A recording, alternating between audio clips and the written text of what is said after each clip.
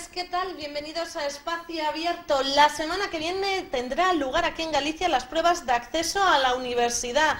Esta tarde queremos hablar de cómo se encuentra el sistema educativo, de sus reformas, sus pruebas y de las carreras más demandadas. Y de todo esto vamos a hablar esta tarde con Jesús Falcón, orientador educativo del Centro Escolar Tesoro Molina. Muy buenas tardes y gracias por venir. Hola, buenas tardes. Para empezar y dejarnos todo claro, ya no hablamos de selectividad, ahora aquí en Galicia es ABAU, ¿no? ABAU. Viene a ser lo mismo, pero con diferente nombre. Prácticamente lo mismo que teníamos en años pasados. Es importante decirlo porque ya hemos podido ver en noticias diferentes cosas que hablan de ABAU y nos descoloca un poco porque decimos que era selectividad, ¿no? Sabiendo ya que ABAU es de lo que vamos a hablar y que ahora mismo se llama así, ¿ha habido algún cambio en las pruebas que va a haber este año con respecto al año anterior? En principio lo que es la estructura es exactamente igual. No varió en estos dos últimos años. Hay cambios con respecto a hace 3-4 años, que de aquella sí que la estructura era diferente, pero estos dos últimos años, en principio, lo que son los exámenes, hay dos partes, una es obligatoria y otra voluntaria, sigue siendo igual.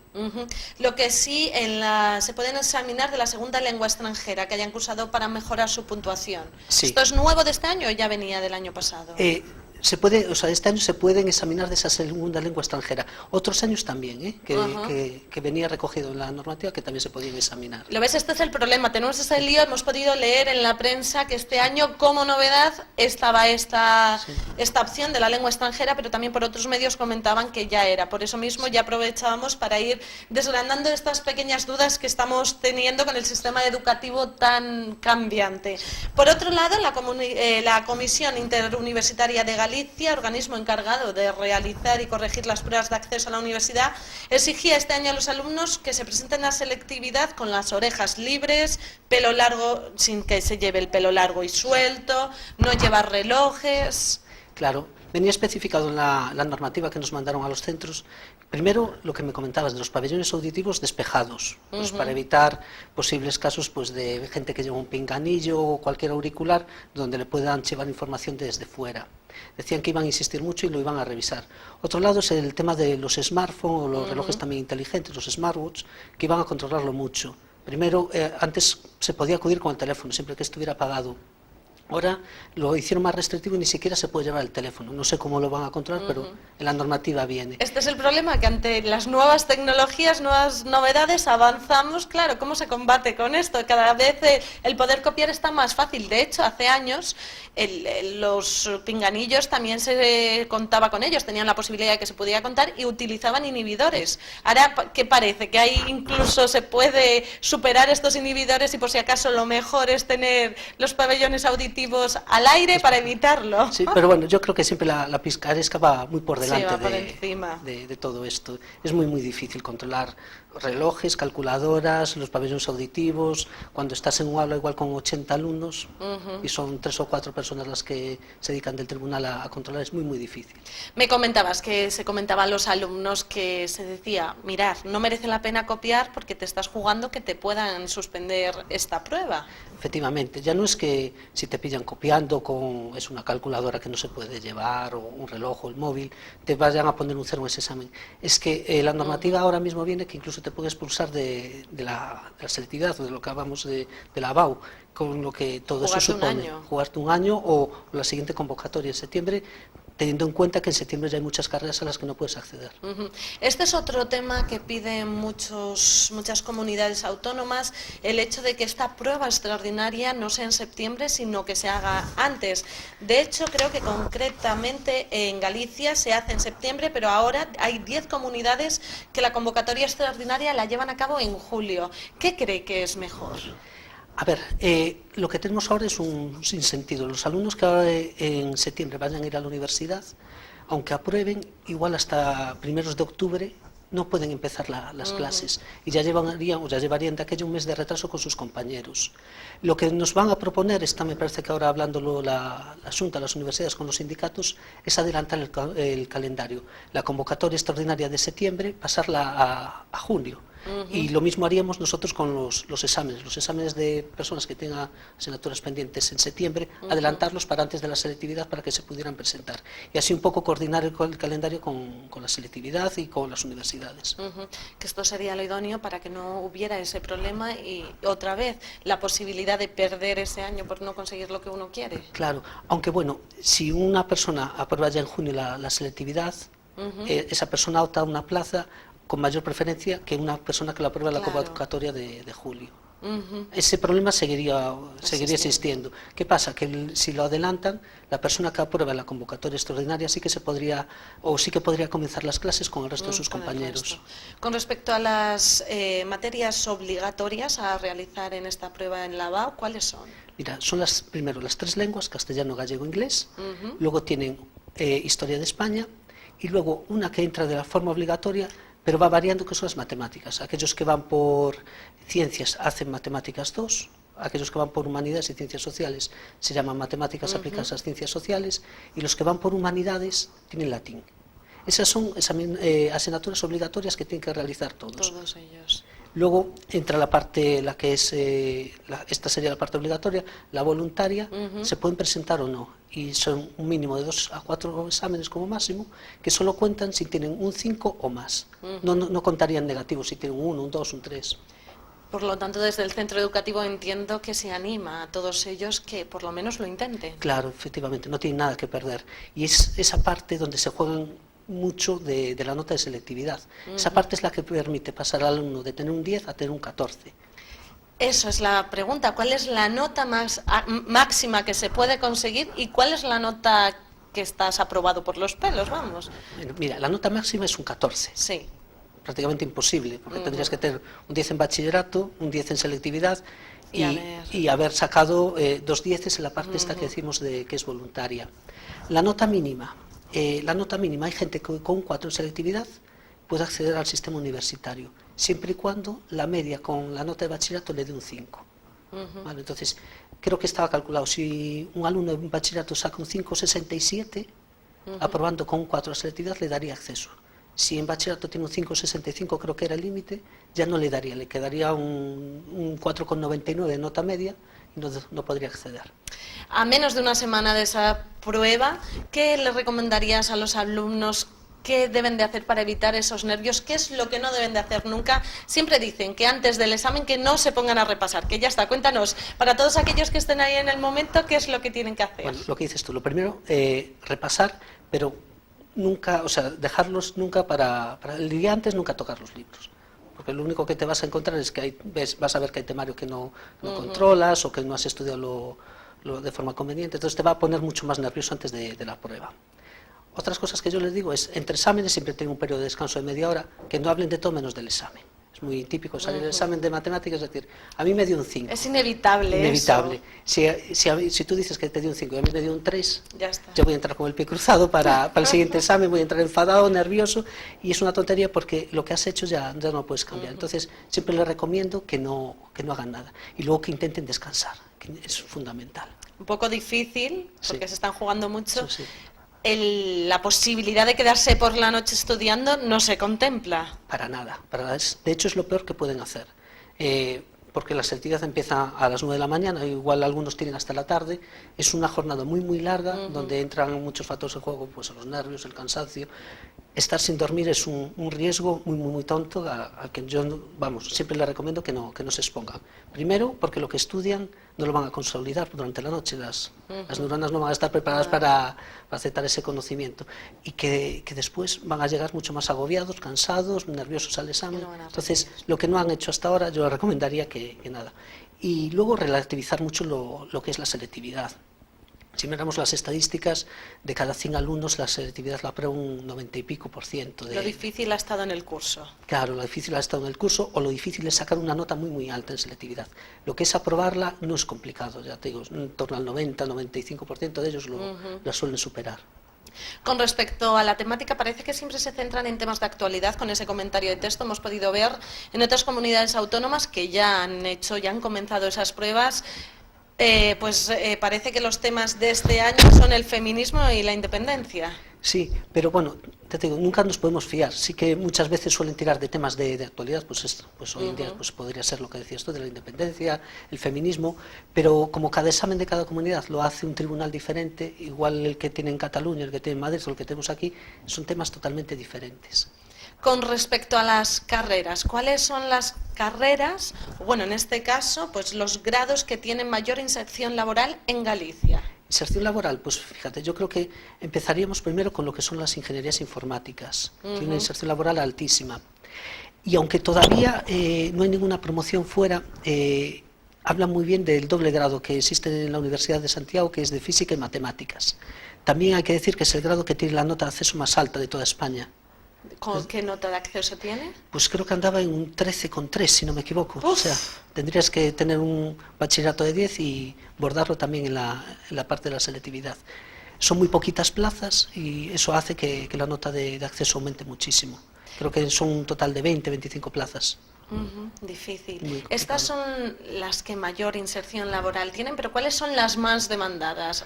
Las más demandadas, pues mira, podríamos empezar por ejemplo por las carreras que terminan o que cierran el plazo cierran las listas, perdón, en junio, pues como podría en julio, perdón, podría ser medicina, todo lo que tiene que ver con las carreras biosanitarias, odontología, fisioterapia, todas esas son de muy difícil acceso. Por el otro lado tenemos las ingenierías que tienen una nota de acceso mucho más bajas y que muchas veces, aun aprobando la selectividad en septiembre, tienes posibilidad de acceder. Con respecto a estos temas, las personas, ¿qué le recomendarías a aquella persona que no ha conseguido su nota para estudiar la carrera que quiere? ¿Qué hacer en ese momento? A ver, cada caso es diferente. Si a mí, por ejemplo, un alumno me plantea que su vocación es hacer una determinada carrera, que no se plantea ninguna otra, repetirla, ¿vale? Preparar la selectividad para el año que viene con más calma. En el caso de que tenga un abanico más amplio de posibilidades, que tanto le dé hacer una carrera como otra, pues yo tiraría por la segunda opción. Que al año siguiente ve que no se siente pues integrado en la carrera, no le gusta lo que está haciendo, pues ya valorar de aquella poder repetir otra vez la selectividad. Hay también el caso de alumnos que quieren hacer una carrera pero que su nota no le da. En ese caso también tienen un camino, es un poquito más largo, pero a veces también les da acceso, que es hacer un FP de grado superior. Y accederían a la carrera con la nota del FP de grado superior en lugar de la nota del bachillerato. Hay mucha gente aún que decide la carrera por esa posibilidad de inserción laboral en un futuro, o sigue habiendo esos principios de yo quiero esto independientemente de las posibilidades, que cada vez tienen menos posibilidades. ¿Qué es lo que suelen sopesar más? ¿Esa posibilidad de trabajar o hacer lo que a uno le gusta? Mira, te encuentras de todo. Te encuentras alumnos que te llegan y te preguntan en qué se gana más dinero. Te encuentras alumnos que sí, que aunque les expliques, mira, es una carrera que sí que te puede gustar, es muy bonita, pero tienes que tener en cuenta que la inserción laboral es muy complicada, ¿vale? Que igual estudias algo que después no vas a poder desarrollar, no vas a poder ejercer esta función. O sea que no sabría decirte, te encuentras de todo. Lo que sí que estoy viendo es que cada vez tienen más demandas carreras que antes igual no eran pues las típicas que conocemos todos como Derecho, Medicina, Farmacia. Por ejemplo, el grado que acaban de implantar aquí en Ferrol de moda, pues me están preguntando muchísimo por él. Todo lo que tiene que ver con diseño de videojuegos, con informática, que a veces está más demandado. Y además parece que sí, que puedan tener bastantes salidas, de hecho de ahí que se lleva a cabo. Por otro lado, te quería preguntar, hace poco vino aquí a un espacio abierto Javier Sánchez, presidente de la Confederación de AMPAs Galegas, en el que volvía de nuevo a hablar que desde la Confederación pedían ese asentismo, que los alumnos no fueran a esas pruebas, estamos hablando ahora de otras pruebas, las reválidas, unas pruebas muestrales, que en esta ocasión, la semana pasada tuvo lugar en sexto de primaria y en cuarto de la ESO. ¿Se notó que los alumnos no fueron? ¿Se nota el descontento por parte de los padres a estas pruebas? Sí, sí que se nota. Yo no te puedo hablar a nivel general en Galicia porque todavía no tenemos los datos, pero nosotros hemos notado que en torno a un 50% de los alumnos aproximadamente sí que han faltado a las pruebas y muchas veces siguiendo las instrucciones de los padres. Yo lo comprendo porque es una prueba que a nivel académico no tiene ninguna repercusión en el expediente, es someter igual al alumno a un estrés innecesario, es una prueba que viéndola y valorándola tampoco puedes sacar conclusiones de si el alumno lo ha hecho bien o mal en ella.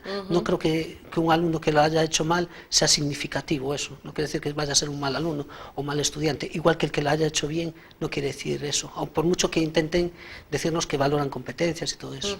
Desde la Xunta se hablaba de la posibilidad, pues, coger estos resultados y llevar a cabo, pues, un balance y tomar a cabo unas medidas para mejorar lo que es el sistema educativo. El año pasado se hizo ya esta prueba muestral, se dieron a conocer algunas medidas a implantar ante esas pruebas. ¿Os ha sabido algo? ¿Ha habido un balance? En teoría sacan una estadística, pero después yo no conozco ninguna medida que hayan dicho, oye, pues ante esta situación os proponemos hacer esto, esto y esto. Eso no se ha llevado a cabo. Y lo que te comentaba anteriormente, esa estadística también la hay que coger con pinzas. ¿Vale? Si de un centro de 100 alumnos te vienen 50, puede ser que sean los 50 mejores estudiantes, los 50 más, o puede estar repartido. Pero después, cómo el alumno desempeña ese examen, eso es una lotería. Imagínate que estamos hablando de exámenes de 60 minutos, creo que eran, si eran 60 minutos, que es el tiempo más o menos que ellos le dedican a una clase, ¿no? a los exámenes. Pero son un tipo de exámenes a los que no suelen estar acostumbrados a hacer. Son exámenes muy parecidos a veces a los de selectividad. Se les suele dar un cuadernillo para que escriban ellos. Es una prueba a la que no están acostumbrados y muchas veces la práctica a base de hacer exámenes vas sacando mejores notas, sabes enfrentarte mejor, desarrollas otro tipo de estrategias. Y esto para los alumnos es una situación nueva que no están preparados. Y luego el simple hecho de saber que ese examen no vale para nada, ya también te resta toda la motivación que pudieras tener. Por otro lado, en cuanto a estas pruebas que por parte de las FEAMPA se decía que no asistieran, también está la posibilidad, como decían desde la Confederación, pedían también que aparte de que no tuvieran en cuenta estas reválidas, que sí potenciaran las FP con salidas universitarias.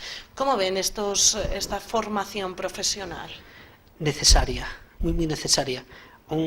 Ayer en el discurso la pequeña rueda de prensa, ¿no?, que dio Pedro Sánchez, si no me equivoco, decía que uno de los ministerios iba a ser el Ministerio de Educación y Formación Profesional.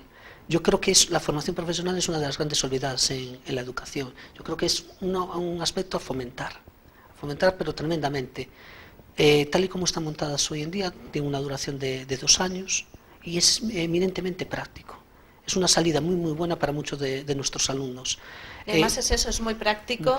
Gente que ha podido hacer tanto una carrera y posteriormente haber ido a la FP comentaba que habían aprendido más en una FP porque es todo muy práctico, mientras que en una universidad, ante el número de alumnos, pues no tienes esa posibilidad. Claro. Muchos de mis alumnos muchas veces me comentan que con 18 años terminando su segundo bachillerato, que les da miedo, por ejemplo, enfrentarse a una ingeniería informática, por ejemplo.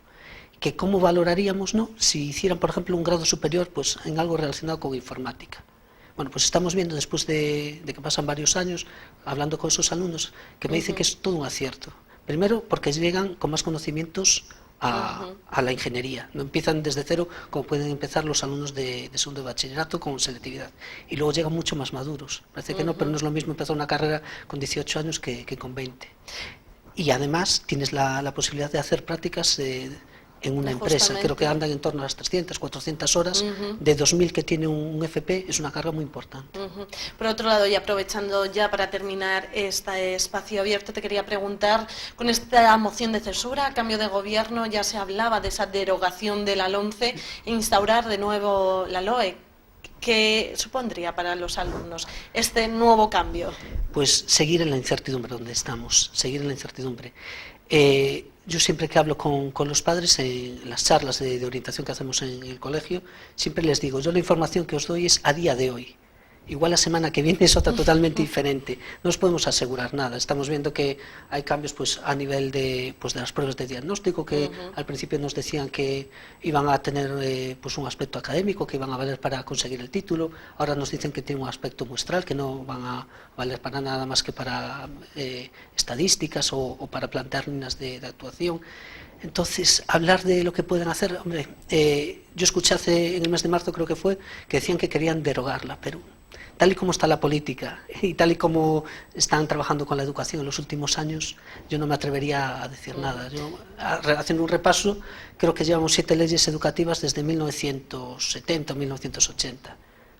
Y las que quedan, parece, y las que estos quedan, cambios. y las Esperemos que no, que se llegue a un consenso, Esperemos que sí. como pedían desde la FEAMPAS, que todo el sistema educativo llegara a colaborar en esa nueva reforma, en una reforma en la que todo el mundo pudiera colaborar y que se reuniera y que todo el mundo estuviera de acuerdo, la mayor parte, y evitar estos cambios constantes que, como comentábamos antes, que sí que podrá haber esas pequeñas reformas, pero que no cambien completamente esto a los alumnos porque les debe de volver locos. Claro, lo ideal Alumnos y profesores. Profesores y padres. Lo ideal es eso, que se llegase a un consenso, un pacto educativo pues de las grandes fuerzas, donde se marcasen unas líneas de actuación, unos mínimos o un marco que después podrían desarrollar las comunidades autónomas y que se manteniese a medio y largo plazo. Yo siempre digo que en España no hay ningún alumno que haya empezado la educación obligatoria y la haya terminado con la misma ley.